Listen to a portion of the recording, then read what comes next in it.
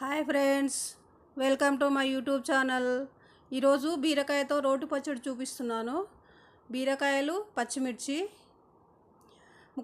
బీరకాయలు ముక్కలుగా కట్ చేసుకొని, పచ్చిమిర్చి కడుక్కొని, బీరకాయ ముక్కలు పచ్చిమిర్చి ఒక బౌల్లో వేసుకొని ఒక 2 స్పూన్ ఆయిల్ వేసుకోవాలి. ఆయిల్ వేసుకొని ఉడికించుకోవాలి బీరకాయ ముక్కలను.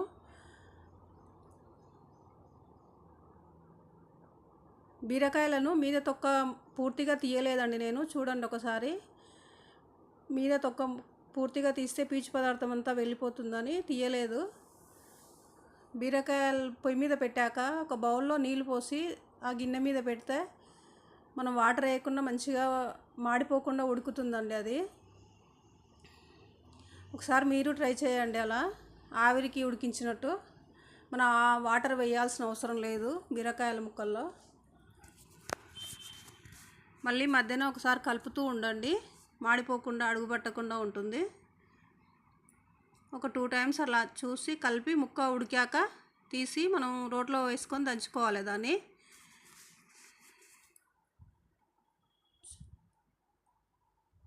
మధ్య మధ్యన కలుపుతూ ఉండండి.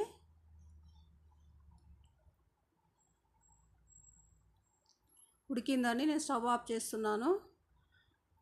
ఇప్పుడు రోట్లోకి ఒక స్పూన్ జీలకర్ర, కొన్ని వెల్లుల్లి పొట్టు తీసుకోవాలి. వెల్లుల్లి అవి కొంచెం మెదిగాక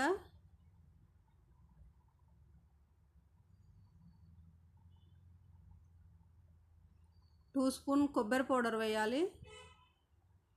నేను ఎప్పుడు కొబ్బరి పౌడర్ చేసి పెట్టుకుంటా అండి.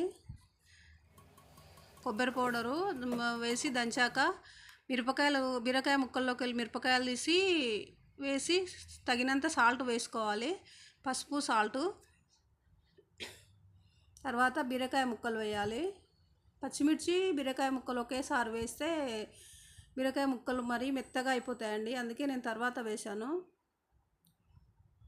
మరీ మెత్తగా దంచుకోకుండా కొంచెం బీరకాయ ముక్కల్లా ఉంటేనే బాగుంటుంది అని చెప్పి బీరకాయ ముక్కలు మెత్తగా కాకుండా చూసుకున్నాను నేను. తర్వాత దాన్ని ఒక గిన్నెలోకి తీసుకోవాలి, చిన్న గిన్నెలోకి.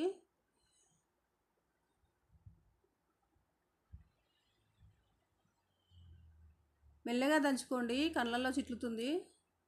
మరి ఫాస్ట్గా దంచుకుంటే కళ్ళల్లో వేసుకునేరు మళ్ళీ.